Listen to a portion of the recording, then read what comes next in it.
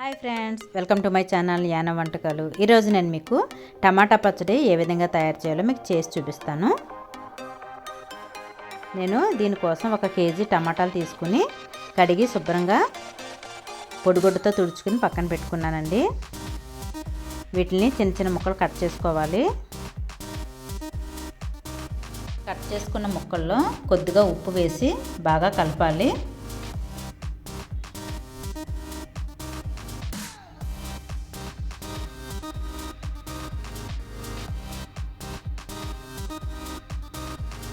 ఈ విధంగా కలిపిన ముక్కల మీద మూత పెట్టి రాత్రంతా ఉంచుకోవాలి.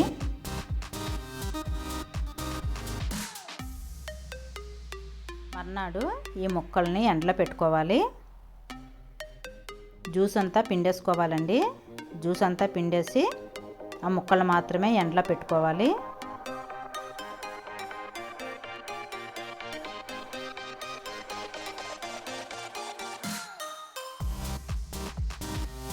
ఈ విధంగా ముక్కలన్నీ ఎండలో పెట్టిన తర్వాత జ్యూస్ ఉంటుంది కదా, ఆ దాంట్లో ఒక 50 గ్రాములు చింతపండు దాంట్లో వేసుకుని నానబెట్టుకోవాలి.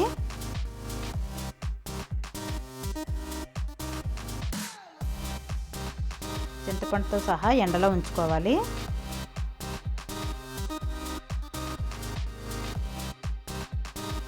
ముక్కలు అయితే ఎండిపోయాయండి. మళ్ళా ముక్కల్ని చింతపండు గుజ్జులో వేసేసుకోవాలి. ఈ విధంగా వేసుకున్న తర్వాత మిక్సీ జార్ తీసుకుని కొద్దిగా ఈ ముక్కల్ని మిక్సీ జార్లో వేసుకోవాలి. మీరు ఫస్ట్ టైం కనుక నా ఛానల్ చూసినట్లయితే లైక్ చేయండి, షేర్ చేయండి, సబ్స్క్రైబ్ చేయండి.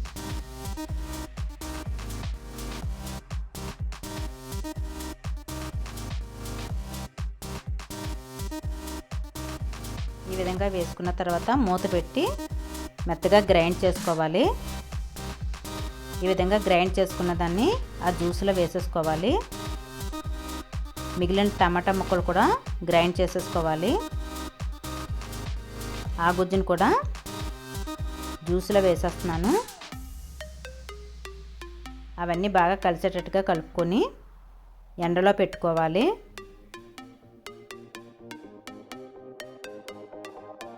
నేను ఒక కంచంలో వేసుకుని ఎండలో పెడుతున్నాను.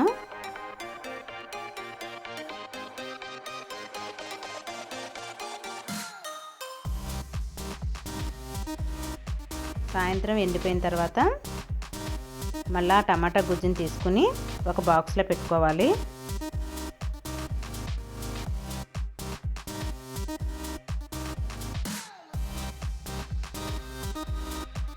తడి ఏమీ లేకుండా చూసుకోవాలండి.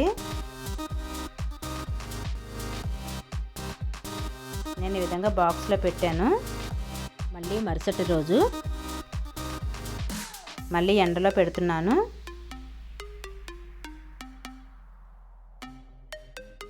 టమాటా ముక్కలకి తడి పోయేంత వరకు ఆరబెట్టుకోవాలి. బాగా ఎండిపోయిందండి.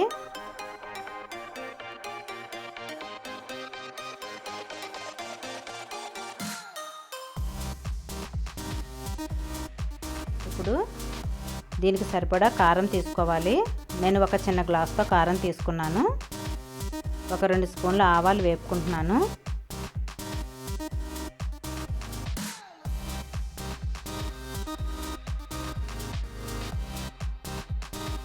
అదేవిధంగా ఒక 2 స్పూన్లు మెంతులు కూడా వేసి వేపుతున్నాను. ఇవి 2 బాగా పొడి చేసుకోవాలి.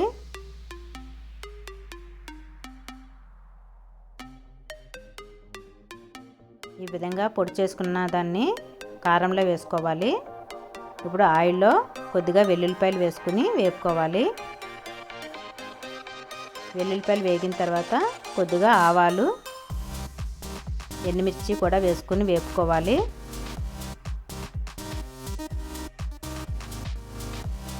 ఈ తాలింపుల్ని కారంలో వేసుకోవాలి.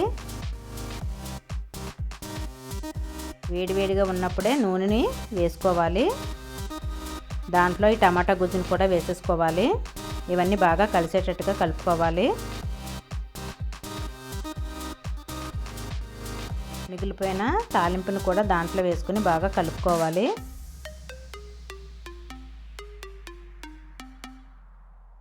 ఉప్పు చూసుకొని ఉప్పు సరిపోకపోతే మళ్ళీ వేసుకోండి. ఎంతో టేస్టీగా ఉండే టమాటా పచ్చడి తయారైపోయింది. మీరు కూడా ట్రై చేయండి.